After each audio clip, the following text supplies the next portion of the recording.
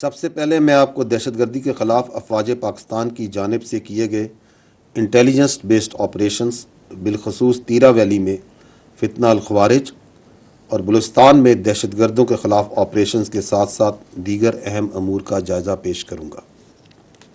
سب سے پہلے 2024 کے پہلے 8 ماہ میں کاؤنٹر ٹیررزم کی مد میں ہونے والے آپریشنز کا احاطہ کرتے ہیں۔ دہشت گردوں اور ان کے سہولت کاروں کے خلاف سیکیورٹی فورسز اور قانون نافذ کرنے والے اداروں کی جانب سے اب تک رواں سال میں 32,173 مختلف نوعیت کے انٹیلیجنس بیسڈ آپریشنز کیے گئے ہیں، جن میں گزشتہ ایک ماہ کے دوران آپریشنز کی تعداد 4,021 ہے۔ گزشتہ ایک ماہ میں آپریشنز کے دوران 90 خوارج کو واصل جہنم کیا گیا۔ یہاں یہ بات قابل ذکر ہے کہ دہشت گردی کے اس ناسور سے نمٹنے کے لیے روزانہ کی بنیاد پر 130 سے زائد آپریشنز افواج پاکستان، انٹیلیجنس، پولیس اور دیگر قانون نافذ کرنے والے ادارے سر انجام دے رہے ہیں۔ سال 2024 کے گزشتہ 8 ماہ میں کاؤنٹر ٹیررزم کے آپریشنز کے دوران 193 بہادر افسران اور جوانان نے جام شہادت نوش کیا۔ پوری قوم ان بہادر سپوتوں اور ان کے لواحقین کو خراج تحسین پیش کرتی ہے۔ فتنہ خوارج اور دہشت گردی کے خلاف جنگ آخری خارجی اور دہشت گرد کے خاتمے تک جاری رہے گی انشاءاللہ۔ یہاں میں آپ کو انسداد دہشت گردی کے حوالے سے سیکیورٹی فورسز کی جانب سے کیے جانے والے ایک اہم اور کامیاب آپریشن کی تفصیلات سے آگاہ کرنا ضروری سمجھتا ہوں۔ 20 اگست 2024 سے وادی تیرہ میں فتنہ الخوارج اور نام نہاد کالعدم تنظیم لشکر اسلام اور جماعت الاحرار کے خلاف کامیاب انٹیلیجنس بیسڈ آپریشنز کیے گئے۔ یہ انٹیلیجنس بیسڈ آپریشنز ٹھوس شواہد اور درست معلومات پر مبنی تھے، جس کے نتیجے میں فتنہ الخوارج کو بڑا دھچکا لگا۔ ان انٹیلیجنس بیسڈ آپریشنز میں سیکیورٹی فورسز نے اب تک 37 خوارج کو جہنم واصل کیا، جبکہ 14 خوارج زخمی ہوئے۔ جہنم واصل ہونے والوں میں انتہائی مطلوب خارجی لیڈر ابو ذر عرف صدام بھی شامل تھا۔ ان انٹیلیجنس بیسڈ آپریشنز کے دوران ہمارے 4 بہادر جوانوں نے انتہائی دلیری سے لڑتے ہوئے جام شہادت نوش کیا۔ اسی طرح کے انٹیلیجنس بیسڈ آپریشن سے دہشت گردی کی لعنت کو ختم کرنے کے لیے سیکیورٹی فورسز کی بہادری اور عزم کا منہ بولتا ثبوت ہے۔ خواتین و حضرات، جیسا کہ آپ کو معلوم ہے کہ 25-26 اگست کی رات دہشت گردوں نے بلوچستان میں متعدد گھنونی دہشت گردانہ کارروائیاں کی۔ یہ کارروائیاں اندرون اور بیرون ملک دشمنوں اور ان کے سہولت کاروں کی ایما پر کی گئی، جس کا مقصد معصوم اور بے گناہ افراد کو نشانہ بنا کر بلوچستان کے پرامن ماحول اور ترقی کو متاثر کرنا ہے۔ سیکیورٹی فورسز اور قانون نافذ کرنے والے اداروں نے جوابی کارروائی کرتے ہوئے کلیئرنس آپریشنز کے ذریعے 21 دہشت گردوں کو جہنم واصل کیا۔ ان آپریشنز کے دوران عوام کی جان کی حفاظت کرتے ہوئے سیکیورٹی فورسز اور قانون نافذ کرنے والے اداروں کے 14 سپوتوں نے جام شہادت نوش کیا۔ ہمیں معلوم ہے کہ بلوچستان کے عوام میں احساس محرومی اور ریاستی جبر کا ایک تاثر بھی پایا جاتا ہے، جس کو بیرونی ایما پر مخصوص عناصر ایکسپلائٹ کرتے ہیں۔ وہ اس لیے ایکسپلائٹ کرتے ہیں تاکہ بلوچستان میں ترقی اور عوام کی فلاح و بہبود کا جاری عمل خوف و ہراس کے ذریعے متاثر کیا جا سکے۔ جب دہشت گردوں کے خلاف کارروائیاں ہوں گی، جب ترقی نہیں ہوگی، تو اس سے احساس محرومی اور ریاستی دراندازی کا بیانیہ مزید بڑھے گا اور دہشت گردوں کے سرپرست ریاست کو مزید مورد الزام ٹھہرائیں گے اور اس گھنونے کھیل کو جاری رکھ سکیں گے۔ 25-26 اگست کی رات کو دہشت گردی کے جو واقعات ہوئے وہ اسی مذموم بیرونی ایما اور فنڈنگ پر کیے جانے والے جاری شدہ کھیل کا حصہ تھے۔ یہ کرنے اور کروانے والوں کا اسلام سے، انسانیت سے، بلوچ روایات اور اقدار سے کوئی تعلق نہیں ہے۔ در حقیقت نہتے شہریوں کو اس طرح بربریت کا نشانہ بنانا اور اس پر فخر کرنا اس ظلم کو کرنے اور کروانے والوں کی ذہنیت اور مایوسی کی عکاسی ہے۔ یہاں میں دہشت گردوں اور ان کے سہولت کاروں کو جو کسی بھی شکل میں موجود ہیں ان کو واضح پیغام دینا چاہتا ہوں کہ شہریوں کی جان و مال اور بلوچستان کی ترقی کے دشمنوں سے ریاست آنی ہاتھوں سے نمٹے گی اور ان ظالموں کو کیفر کردار تک پہنچایا جائے گا، اور اس ضمن میں جاری آپریشنز میں کارروائیاں کی جا رہی ہیں۔ ہمارے لیے ہر پاکستان اور کسی پاکستانی کے خون کو رائے گاہ نہیں جانے دیا جائے گا۔ خواتین و حضرات، جیسا کہ آپ سب کے علم میں ہے اور میں اپنی گزشتہ پریس کانفرنسز میں اس بات کا ذکر بھی کرتا آ رہا ہوں کہ پاک فوج خود احتسابی کے عمل پر یقین رکھتی ہے۔ پاک فوج کا خود احتسابی کا نظام ایک انتہائی جامع، شفاف اور مضبوط عمل ہے جو کہ ٹائم ٹیسٹڈ ہے۔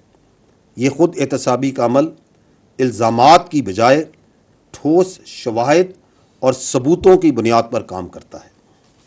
یہ بات اہم ہے کہ جب بھی فوج میں قائم قوانین اور ضابطوں کی خلاف ورزی ہوتی ہے تو یہ مضبوط خود احتسابی کا نظام بلا تفریق تیزی سے حرکت میں آتا ہے۔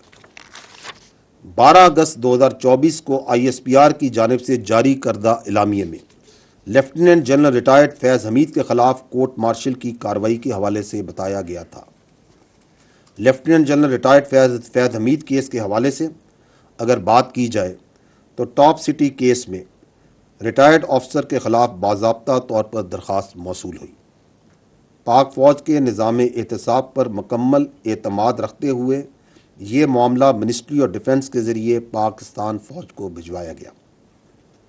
اپریل 2024 میں پاک فوج کی طرف سے ایک اعلیٰ سطح کی کورٹ آف انکوائری کا حکم دیا گیا تاکہ اس کیس کی مکمل تحقیقات کی جا سکیں۔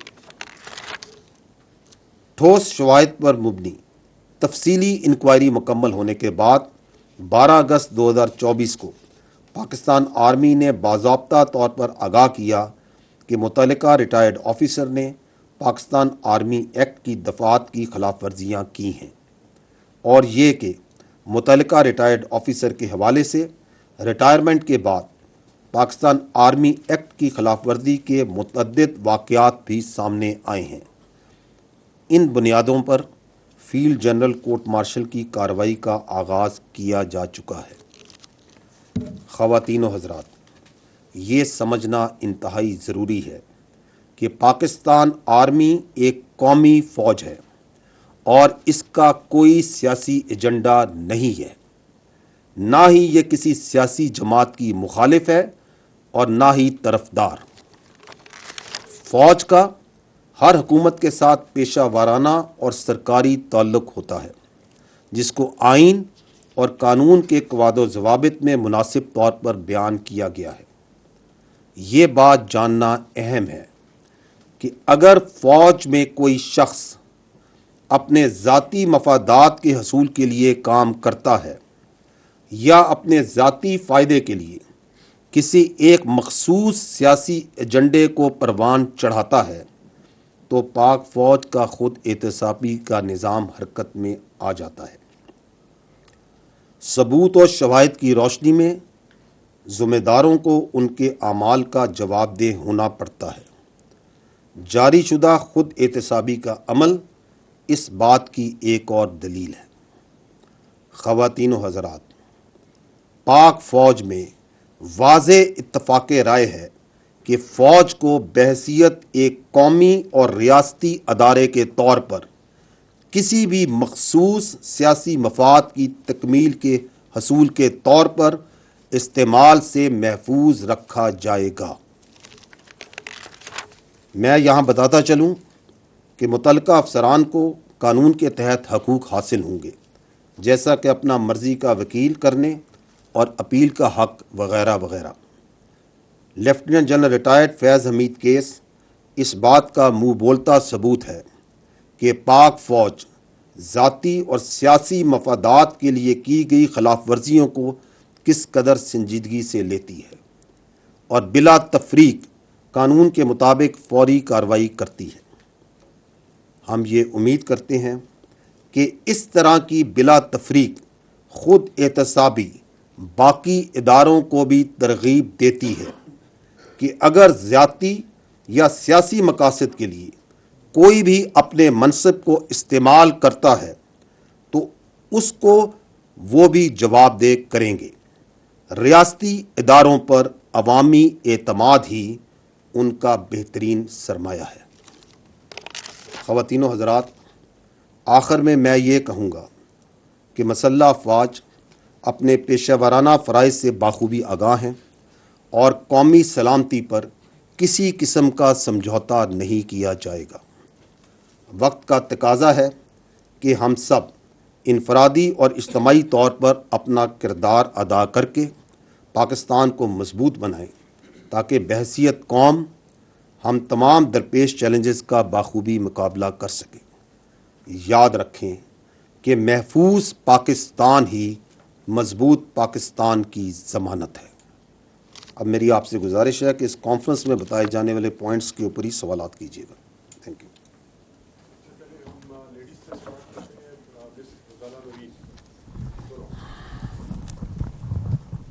سر، غزالہ نورین، سنو نیوز سے۔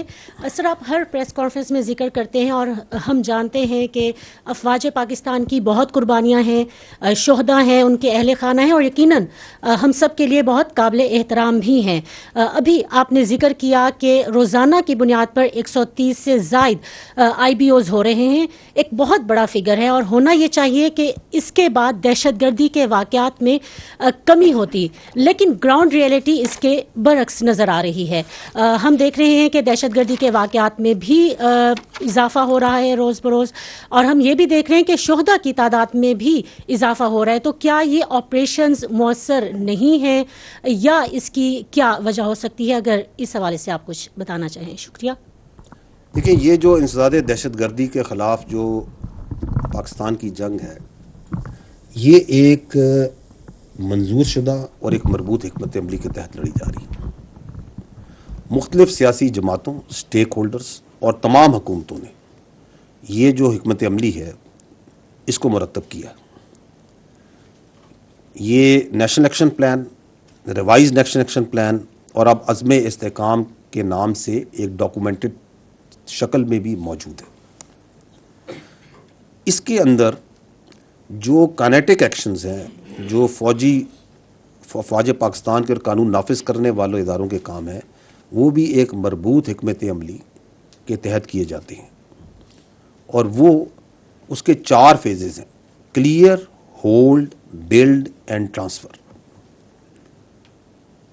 تو آپ کا جو سوال ہے کہ یہ کیوں دہشت گردی بڑھ رہی ہے، تو we'll have to then understand that what is going آن۔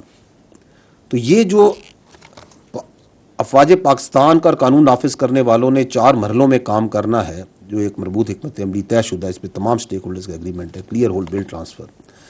اس میں جو فوج کا کام ہے وہ ہے دہشت گردی سے علاقوں کو کلیئر کرنا اور ان کو عارضی طور پر ہولڈ کرنا، تاکہ وہاں پہ جو باقی سٹیک ہولڈرز ہیں، جو انتظامیہ ہے، وہ وہاں پہ اس کے لیے ایک سازگار ماحول پرووائڈ کیا جائے جس میں آ کے وہ سماجی اور معاشی منصوبے لگائے اور پھر اس علاقے کو کلی طور پہ ٹیک اوور کرے۔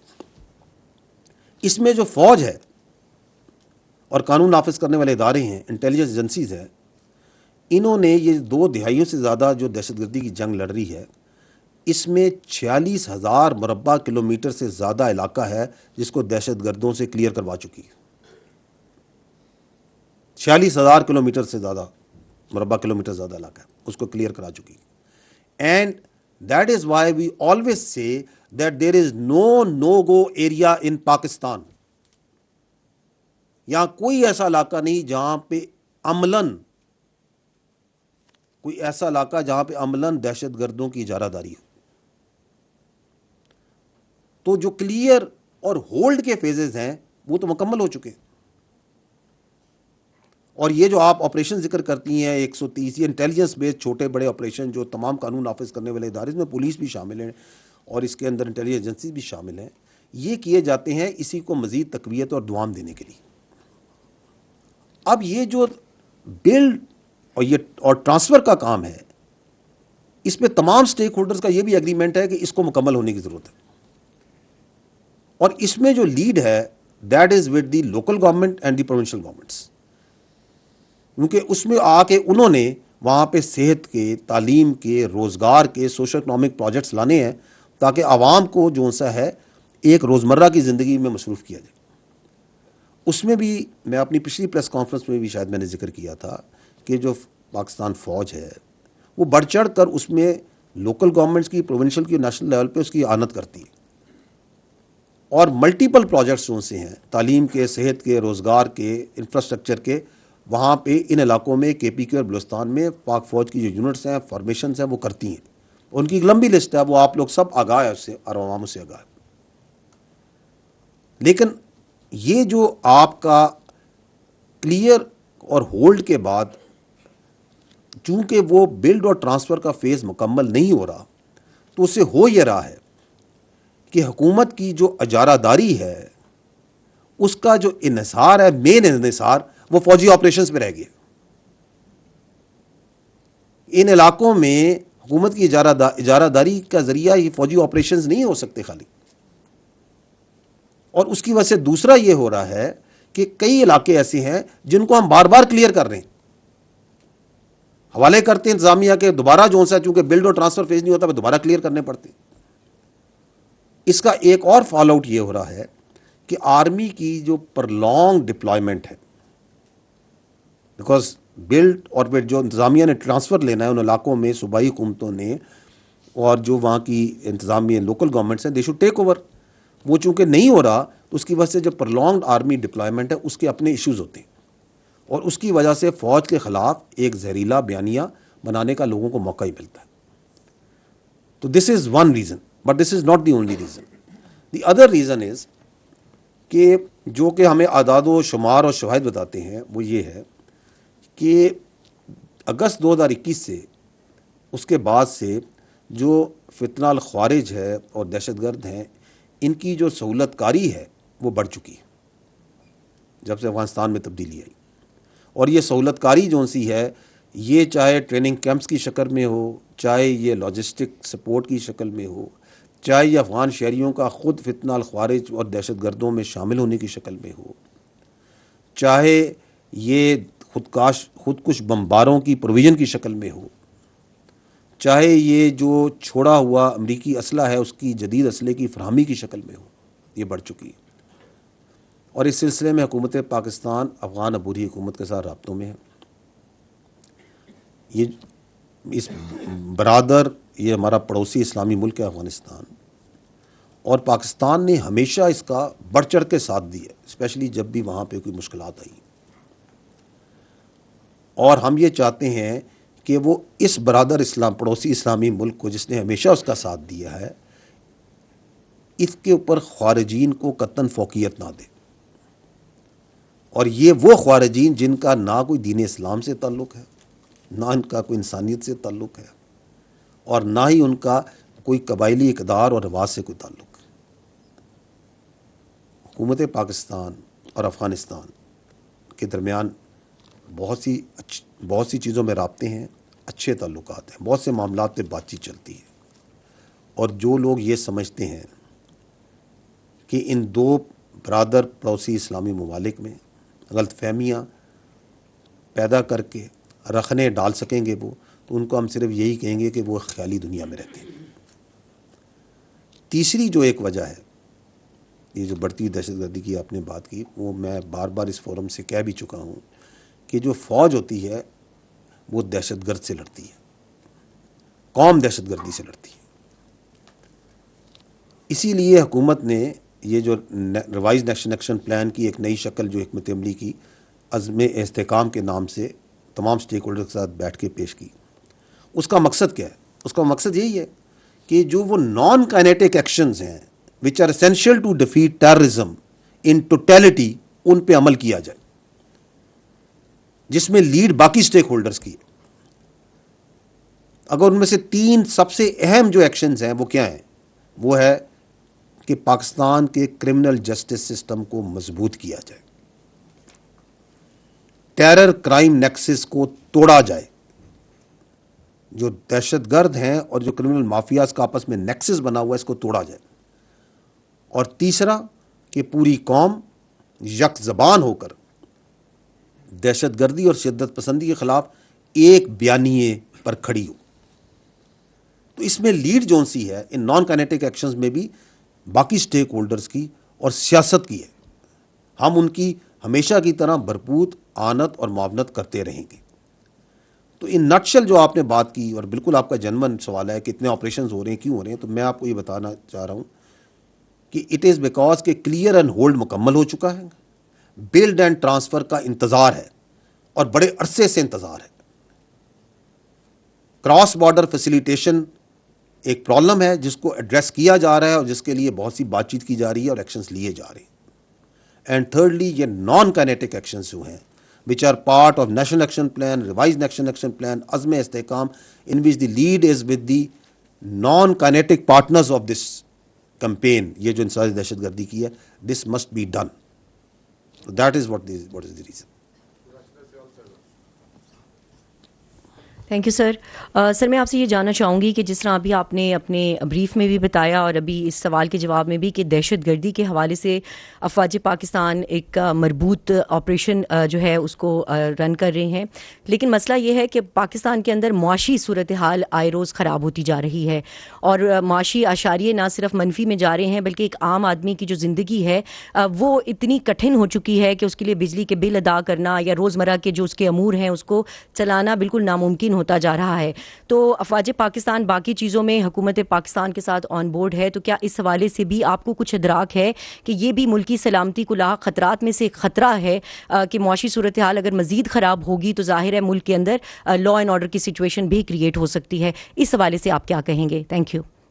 میں اس کا جواب دوں گا تو آپ کہیں گے اب معیشت پہ فوج بات کرتی ہے، تو I'll have to tread here in the domain جہاں پہ آپ نے سوال کیا، جہاں فوج کی بات کرتے ہیں۔ دیکھیں، I'll try to answer what is in your mind کہ آپ یہ کہہ رہی ہیں کہ معیشت کی، کیا آپ یہ پوچھ رہی ہیں کہ کیا آپ کو پرابلم نہیں ہے، معیشت نہیں نظر آ رہی ہے آپ کو؟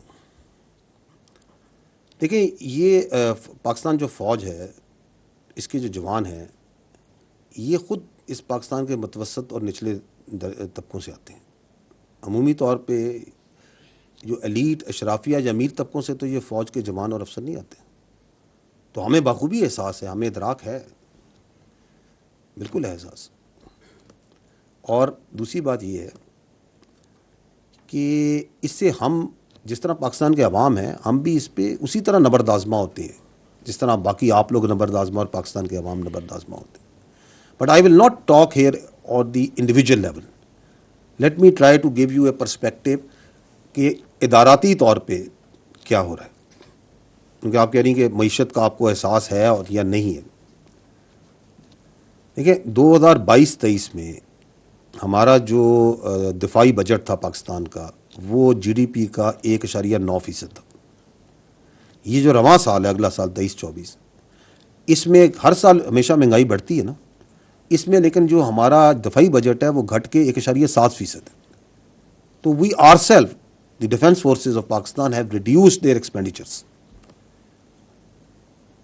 پھر میں پہلے بھی یہیں سے یہ پہلے بھی آپ لوگوں کے گوش گزار کر چکا ہوں کہ اگر ہم خالی اس وقت فوج کی بات کرتے ہیں، پاکستان فوج کی بات کرتے ہیں، تو پچھلے مالی سال کے اندر 100 ارب روپیہ تو اس فوج نے ہارڈ کرنسی جو سی ہوتی ہے وہ جمع کرائے ٹیکسز میں اور ڈیوٹیز کی مد میں، اور جو ہمارے رفائی ادارے ہیں، ذیلی ادارے ہیں، 260 ارب روپے انہوں نے جمع کرائے۔ اس کے اندر آپ کی فوجی فاؤنڈیشن نے 223 ارب روپے، ڈی ایچ ایس نے 23 ارب روپے کے ٹیکسز اور ڈیوٹیز، NLC نے تقریباً 3.5 ارب روپے, آرمی ویلفیئر ٹرسٹ نے تقریباً 3 ارب روپے, اور باقی سب نے تو وہ ملا کے 260 ارب, اور کلی طور پہ تو فوج اور اس کے جو ادارے ہیں, ذیلی ادارے, رفائی ادارے, 360 ارب روپے کی خطیر رقم تو صرف ٹیکسز ڈیوٹیز میں جمع کریں. اینڈ ادر دین دیٹ آپ سب کو سامنے ہے کہ جو فوج ہے اس کی یہ پریکٹس بھی ہے, کلچر بھی ہے کہ یونٹ لیول سے لے کے آرمی لیول تک جتنا ہم سے پاسبل ہو سکتا ہے اس سے بڑھ کر جو عوام کی فلاح و بہبود کے لیے جو کام ہے وہ فوج کرتی ہے, چاہے وہ گلگت بلتستان میں ہوں, سندھ میں ہوں, بلوچستان میں ہوں, خیبر پختونخوا میں ہوں, کہیں بھی ہوں, ہاسپٹلز میں, تعلیم میں, صحت میں, روزگار کے مواقع, ایگریکلچر میں, دیر ملٹیپل پروجیکٹس ان پہ کام چھوٹے لیول پہ اور بڑے لیول پہ بھی کیا جاتا ہے. اور نیشنل لیول میں تو آپ کے حال میں آپ کے سامنے ہے کہ جو SIFC ہے اس کے اندر جو فوج اپنا ایک رول ادا کر رہی ہے حکومت کی اعانت مدد کرنے کا, that is also directed towards improving the economic condition and facilitating the people.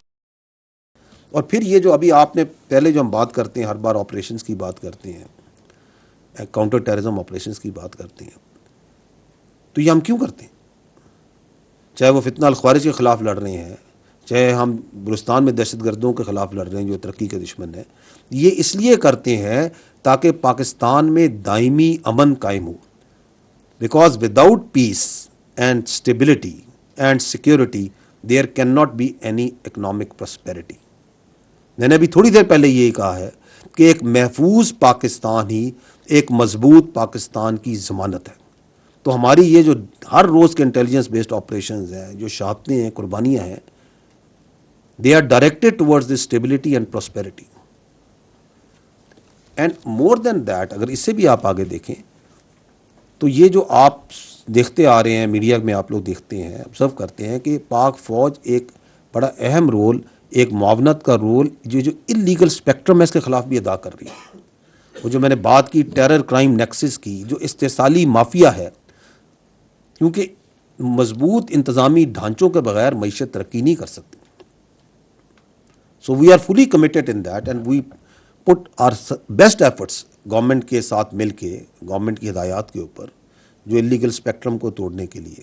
اور اس پہ نہ صرف ہم ایکشنز کرتے ہیں, آپ نے دیکھا ہوگا ہم بارہ اس بات پہ بڑے مؤثر طریقے سے بات بھی کرتے ہیں کہ یہ ٹیرر کرائم نیکسس کو بریک کرنا ہوگا, اس استحصالی کرمنل مافیاز کو پاکستان سے ختم کرنا ہوگا. تو اگر ٹوٹیلٹی میں بات کریں تو جو آپ نے کہا کہ ہمیں ادراک ہے, ہمیں نہ صرف ادراک ہے, میں تو آپ کو یہ کہوں گا کہ ہمارے تمام ایکشنز ڈائریکٹلی اور انڈائریکٹلی ان کا ایک کلیدی رول پاکستان کی معیشت کو اور پاکستان کے عوام کی فلاح و بہبود کے لیے. اگر آپ چاہے وہ فتنہ الخوارج کی خلاف جنگ ہے, چاہے وہ بلوچستان میں دہشت گردوں کی سرکوبی ہے, چاہے وہ SIFC میں کام کر رہے ہیں, چاہے وہ چھوٹے بڑے سوشو اکنامک پروجیکٹس کر رہے ہیں, کروا رہے ہیں, فیسیلیٹیٹ کر رہے ہیں, چاہے وہ اللیگل اسپیکٹرم کے خلاف ہم کام کر رہے ہیں, تو this is all directed towards that.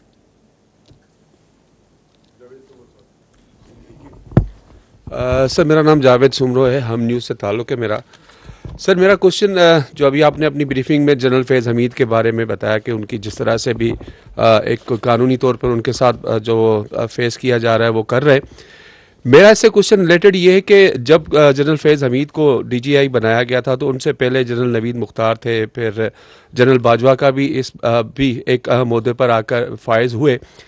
تو آپ نہیں یہ سمجھتے کہ جب جنرل فیض حمید کو لایا جا رہا تھا تو ان کے اندازہ نہیں تھا کہ وہ اس طرح سے ایک سیاسی جماعت کے ساتھ جا کے سمپتھیز لیں گے, ان کے ساتھ ان کے قریب جا کر ان کو بہت زیادہ ان کو فیور کریں گے. تو آپ کیا سمجھتے ہیں کہ ان کے جو یہاں تک لانے پر, اس عہدے تک لانے پر, ان دونوں شخصیات کے کردار کو آپ کس نظر سے دیکھتے ہیں, جیسے جنرل باجوہ صاحب ہیں اور جنرل نوید مختار صاحب ہیں؟ دیکھیں, یہ ISI کا جو ڈائریکٹ باس ہوتا ہے وہ کون ہوتا ہے؟ پرائم منسٹر ہوتا ہے. تو آپ نے اس وقت کے وزیر اعظم کا تو ذکر نہیں کیا. پوائنٹ از کہ یہ جو اپنا, میں پہلے بھی کہہ چکا ہوں کہ جو ہمارا جو احتساب کا عمل ہے نا وہ بالکل شفاف ہے, سخت ہے, کڑا ہے, but it does not work on allegations. وہ ثبوت و شواہد پہ کام کرتا ہے.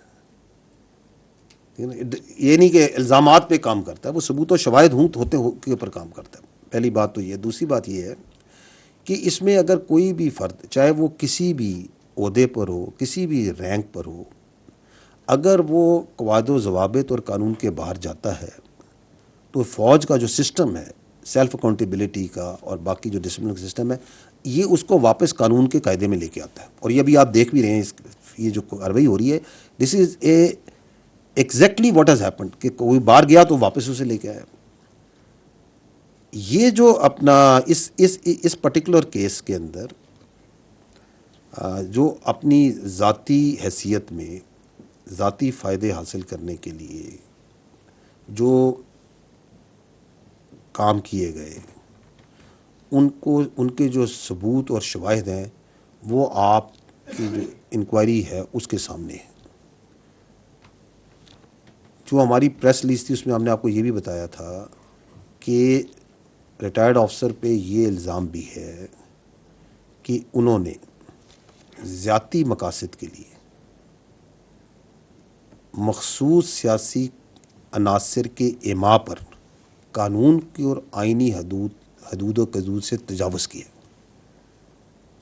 جو آپ بات کر رہے ہیں، اگر کوئی شخص اپنے ذاتی حیثیت میں اپنے ذاتی فائدے کے لیے کوئی غیر قانونی کام کرتا ہے تو بغیر ثبوت اور شواہد کے اس کو کسی اور شخص سے منسلک کرنا مناسب نہیں ہے. تو یہ جو ایک آن گوئنگ جو ایکٹیویٹی ہے، جو لیفٹیننٹ جنرل ریٹائرڈ فیاض حمید کا جو فل جنرل کورٹ مارشل کا کیس ہے، یہ ایک سبجوڈس میٹر بھی ہے. اس کے اپنے قانونی تقاضے ہوتے ہیں سبجوڈس میٹر کے. تو اس میں جو ضروری تفصیلات سمجھی جائیں گی، آگے بھی جو آئیں گی، وہ وقتاً فوقتاً سے پھر آپ کو آگاہ کیا جائے گا.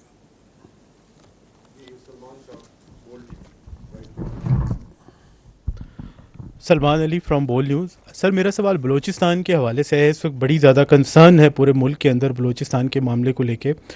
آپ نے آپریشنز کا ذکر کیا، 25 اور 26 کی جو ویل کوآرڈینیٹڈ ٹیرر اٹیکس تھے ان کا ذکر کیا. ہم سب جانتے ہیں کہ وہاں پر ایک آن گوئنگ آپریشنز موجود ہیں، فورسز موجود ہیں، اور ڈیفینیٹلی ان کو سپورٹ کرنے کے لیے انٹیلیجنس نیٹ ورک بھی موجود ہوگا.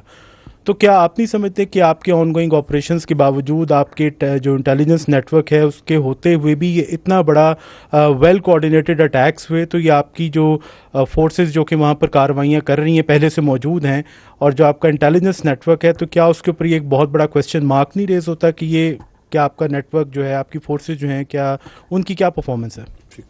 دیکھیں، بلوچستان کے اوپر ایک بار آپ اجازت دیں گے تو مجھے تھوڑا سا آپ ٹائم دیں تو میں اس کو ذرا کھل کے بات کرنا چاہوں گا اس کے اوپر. بلوچستان جو ہے نا، یہ پاکستان کی جان ہے، یہ ہماری شان بھی ہے اور آن بھی ہے. اور جہاں تک فوج کا تعلق ہے، شاید ہی فوج میں کوئی افسر ہو جس نے بلوچستان میں سرو نہ کیا ہو، اس نے وہاں ٹریننگ نہ حاصل کی. ہمارے لیے تو یہ ایک دوسرے گھر کا درجہ رکھتا ہے. اٹ از 45% آف پاکستان رقبے کے لحاظ سے، آلموسٹ 45%، تھوڑا سا میرا خیال کم ہے 45. اور اس کے مقابلے میں اگر پاکستان کی آبادی 25 کروڑ ہے تو بلوچستان کی جو آبادی ہے وہ 14-15 ملین ہے. تو جو ایک زیادہ رقبے میں کم آبادی کی وجہ سے جو مسائل ہیں وہ وہاں حقیقتاً جنم لیتے ہیں. تو this we first need to understand. اور یہ کہ یہ بلوچستان جو سا ہے، اس میں خالی بلوچ نہیں ہے، اس میں پختون بھی ہیں، اس میں براوی بھی ہیں، اس میں ہزارہ جات بھی ہیں، اس میں سیٹلرز بھی ہیں اور دیگر قومیں بھی آباد ہیں. اور اسی طرح جو بلوچ ہیں وہ پاکستان کی کثیر تعداد پاکستان کے دوسرے علاقوں میں، وہ پنجاب میں، سندھ میں، کشمیر میں، گلگت بلتستان میں، خیبر پختونخوا، ہر جگہ نہ صرف آباد ہیں بلکہ وہاں کی معاشرت میں اور معیشت میں رچے بسے ہوئے ہیں. تو کہنے کا مطلب یہ ہے کہ بلوچستان اس حسین امتزاج کا نام ہے جو پاکستان ہے. اینڈ مور دین دیٹ، اگر آپ دیکھیں تو بلوچستان کی تاریخ، تہذیب، تمدن کو دیکھیں تو یہ مسکن ہے انتہائی جفاکش، غیور اور ذہین لوگوں کا. آپ ابھی ریسنٹ ایگزامپلز اٹھا لیں، اسرار خان کاکڑ، قلعہ عبداللہ کا، he is the president of the Oxford student union. Shahzeb Rind ہے، وہ میں خیال 20 سے کچھ سیکنڈ ہوں گے اس میں انہوں نے وہ انڈین اپنے حریف کو چت کر دی. بلوچستان کا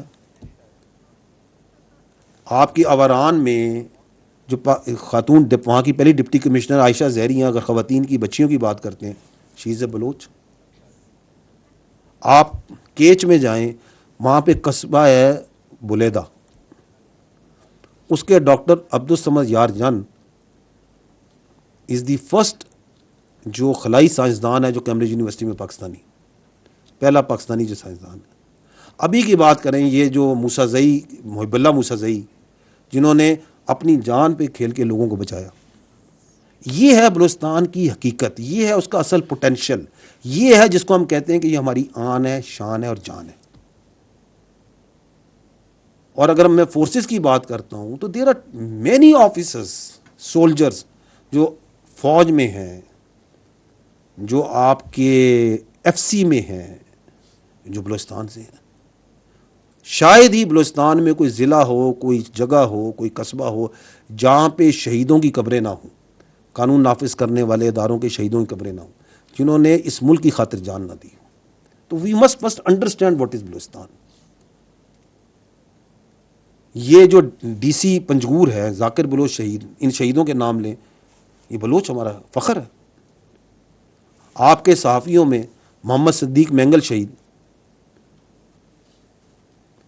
پولیس میں بات کریں نواز گشکوری شہید, لیفٹیننٹ جہانگیر مری شہید, ابھی 2024 میں شبیر بلوچ شہید ہمارے سپاہی, اور کتنے شہداء ہیں اس بلوچستان کے جنہوں نے اس ملک کے لیے جان دی.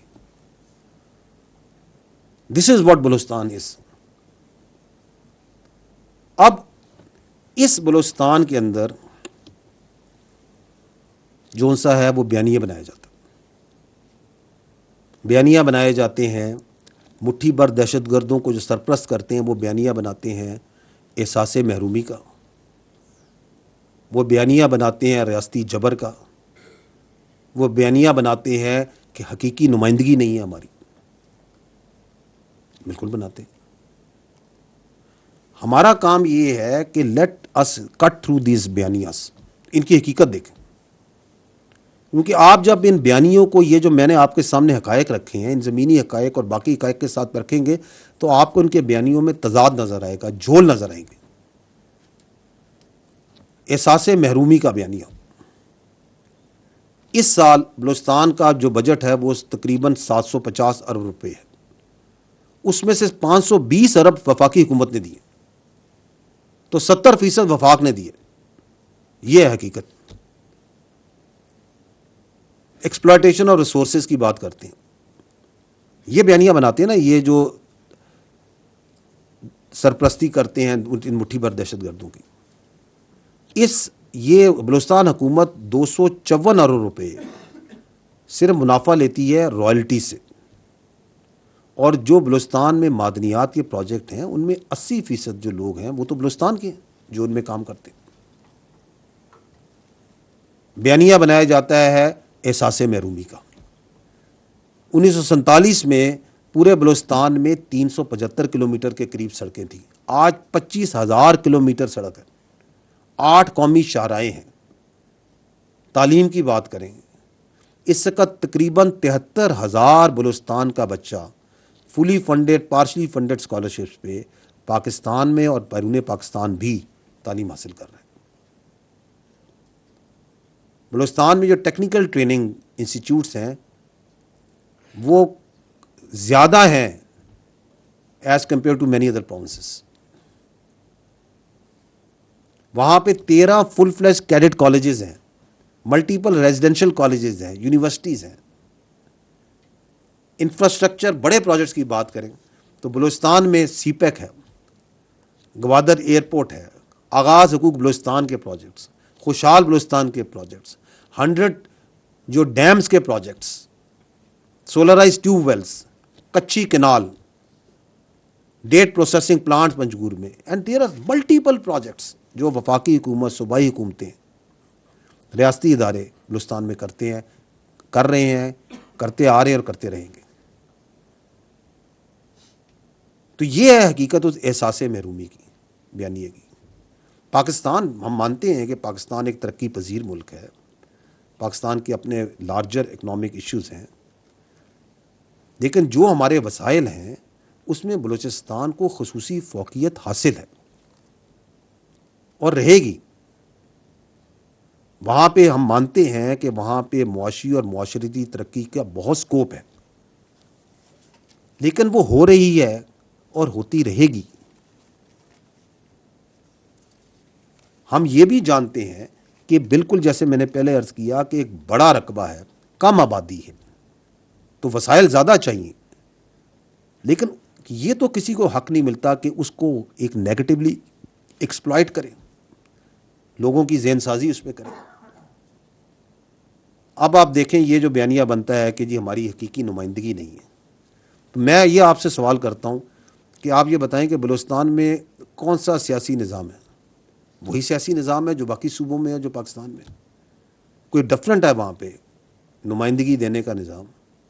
It is the same. تمام جو سیاسی پارٹیاں ہیں چاہے وہ قومی لیول کی ہوں یا نچلے صوبے کے لیول پہ بھی ہوں، وہ بلوچستان کی سیاست میں بھرپور حصہ لیتی ہیں. مختلف اودار میں ان تمام سیاسی پارٹیاں کسی نہ کسی وقت میں بلوچستان کی حکومت کا اور نیشنل لیول کی گورنمنٹ کی، فیڈرل کی گورنمنٹ لیول کی گورنمنٹ کا پارٹ رہی. ان 17 کے قریب جو بلوچستان کے چیف منسٹر ہیں، آپ شاید جانتے ہوں گے، وہ 17 کے 17 جو سے ہیں وہ بلوچ ہیں. اور احساس یعنی کہ نمائندگی نہ ہونے کا، محرومی ہونے کا بیانیہ بنایا جاتا ہے. فیڈرل لیول پہ آئیں آپ تو بلوچستان سے ملک کے وزیر اعظم رہے ہیں، آپ کے چیف جسٹس آف پاکستان ہیں، عدلیہ میں، فوج میں، بیوروکریسی میں اعلیٰ عہدوں پر ایک بڑی اچھی تعداد بلوچستان کے لوگوں کی ہے، اور ہمیشہ سے رہی ہے اور آگے بھی رہے گی. آپ پولیٹیکل پوزیشن میں چلے جائیں، ہمیشہ سے رہی ہے. تو پھر پرابلم کیا ہے؟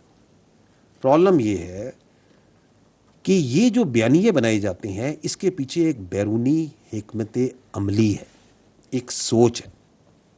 اس کو فنڈنگ بھی آتی ہے، اس کو انٹلیکچوئل سپورٹ بھی وہاں سے ملتی ہے اور باقی سپورٹ بھی دی جاتی ہے کہ آپ یہ بیانیہ بنائیں احساس محرومی کا، آپ یہ بیانیہ بنائیں نمائندگی نہ ہونے کا، اور پھر وہ انکلوژن کام کرتے ہیں یہ جو دہشت گرد ہیں ان کے ساتھ. آپ کبھی ٹارگیٹنگ دیکھیں، دہشت گرد ٹارگیٹ کس کو کرتے ہیں؟ They target everything which helps the development of Balochistan.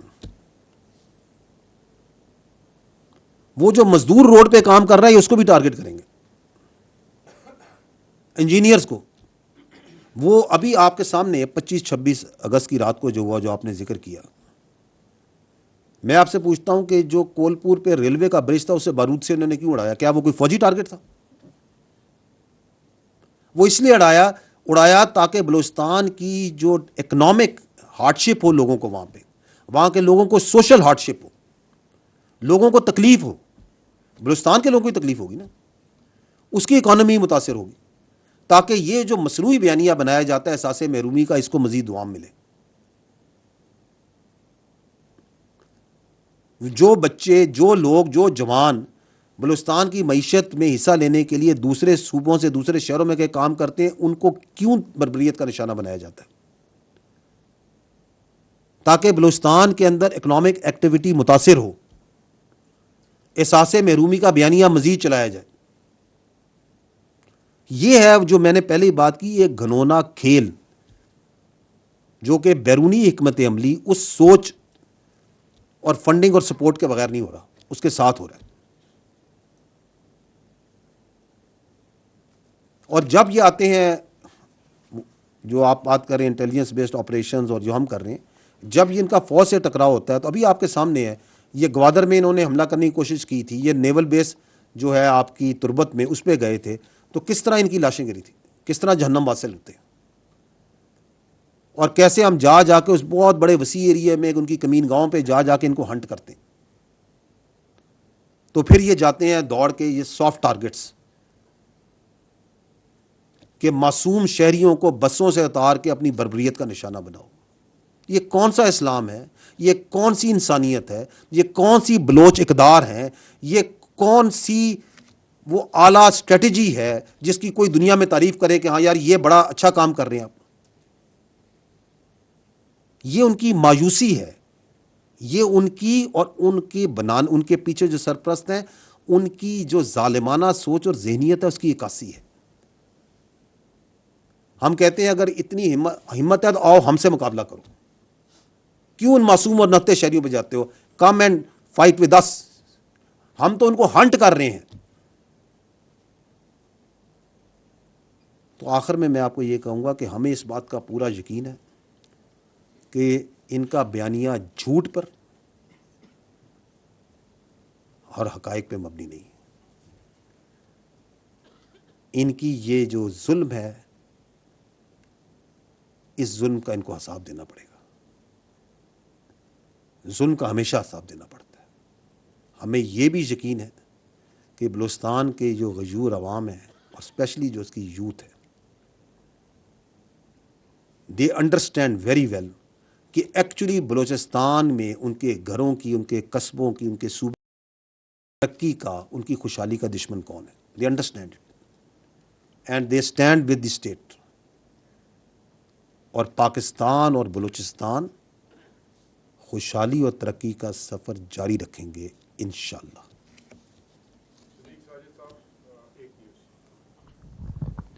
صدیق ساجد جی, ایک نیوز سے, ابھی آپ نے فوج کے اندر خود احتسابی کی بات کی اور جنرل ریٹائرڈ فیض حمید کے کورٹ مارشل کی, تو جیسے جیسے کورٹ مارشل کی پروسیڈنگ آگے بڑھ رہی ہے, جو تحریک انصاف کے رہنما ہیں وہ ان خدشات کا اظہار کر رہے ہیں کہ جو بانی پی ٹی آئی ہیں ان کو فوجی تحویل میں لیا جا سکتا ہے یا ان کے خلاف بھی فوجی جو ملٹری ایکٹ ہے اس کے تحت کارروائی ہو سکتی ہے.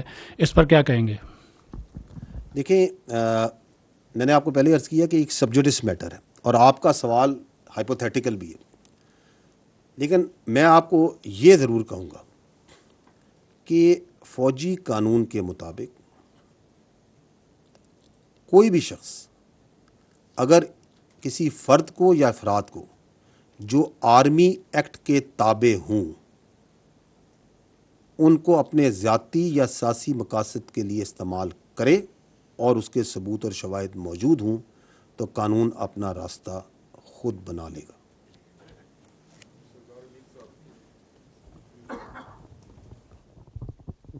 شکریہ جی. جنرل صاحب, سردار حمید, نیوز ون ٹیلی ویژن سے. میرا کوشچن سر یہ ہے کہ گزشتہ ماہ پی ٹی آئی نے ایک جلسہ پلان کیا اسلام آباد ترنول میں, اور اس دوران جو ہے وہ کینسل بھی کیا ڈپٹی کمشنر نے, لیکن چیمہ گوئیاں یہ ہوتی رہیں کہ اچانک اس جلسے کا کینسل ہونا جو ہے کہیں نہ کہیں اسٹیبلشمنٹ کے ساتھ ان کی بات چیت ہے, اور ابھی یہ جلسہ دوبارہ پلان ہو چکا ہے 8 ستمبر کو.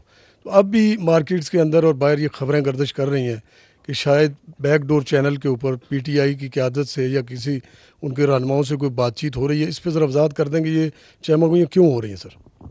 دیکھیے, کسی بھی جلسے کی جو ہوتی ہے نا جگہ, منسوخ, تاریخ, یہ ایک پیورلی ایک ضلعی انتظامی معاملہ ہے. Army is focused towards its own professional matters.